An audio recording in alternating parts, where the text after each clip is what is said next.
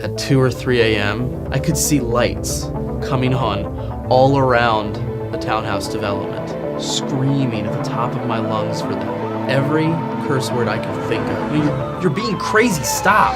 The cops come, public disturbance.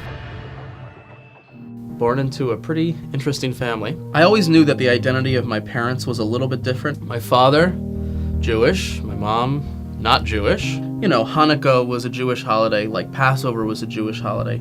But Christmas and Easter, they were Christian holidays. So I sort of knew that we were celebrating both of my parents' holidays. The spiritual side of things, it just wasn't there. One time I was sent to this camp during the summer. I was probably 6 or 7 years old, but my mom sent me during the day. So I came home from this camp. I was walking around the house singing the song that they had taught me. Jesus loves me, this I know. My dad was enraged. No way is my little Jewish son coming home from camp singing about Jesus. I was definitely trying to find myself in my teen years. I believed in God, I prayed occasionally, and I was very uncomfortable in my own skin, incredibly aware of myself. I guess you could say by the time I had hit my freshman year of college, I would look at myself in the mirror and I'd think, none of your friends really like you. They tolerate you. I tried to prove myself by acting cooler, by making more money, and it never worked. No matter how much reassurance I got from other people, or approval I got from other people, it was never enough. And it all came to a head, I think. I was at a friend's house. There was a lot of people there. I think we were all just spending the night, and I was about 18. And I was exhausted for some reason. And so I fell asleep on a couch downstairs. And I woke up, it was probably about 2 a.m, and they hadn't fallen asleep. In fact, they weren't even in the house anymore. Because of my own anxiety and because of the issues that I was experiencing, I was so worried that I was missing out on something. And so I went outside and looked for them. I just thought, of course, this is another example of how they think that I'm nothing. They don't care about me.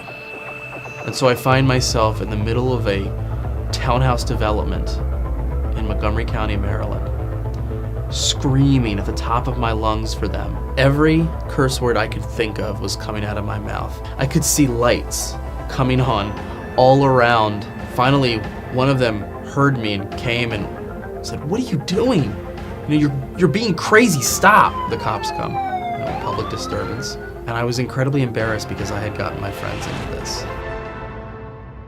So I finally broke down. And I went to my mom and I said, I don't know what to do because I can't keep getting bad grades. I can't keep destroying my relationships. So she said, well, maybe you should see a counselor. I didn't want to see a counselor because that meant I had an issue. When inside I really knew I had an issue. And so she sent me to a Christian counseling center. And I was able to talk about all my issues, and for the first time somebody understood them. As we talked, I started to realize that I was really putting all of my self-worth on these other people. I realized how shaky of a ground that is. Because people aren't perfect, I'm not perfect, and to put your self-worth onto other people who are uneven as it is, that's no way to live. But what he really did was he introduced me to this guy Jesus, who I called Yeshua, who I was told and I was shown in the Bible, what he did for me was give me victory. What he did for me was make me an okay person without me having to do anything except acknowledge him. He gave me a sense of self-worth. He gave me the stability that I was looking for. And all of a sudden I was introduced to this guy who was as stable as it gets. And I realized that I didn't have to struggle anymore to prove myself. I didn't have to try to be okay. I was looking at the world as a glass half empty. And with Yeshua, I look at the world as a glass completely full.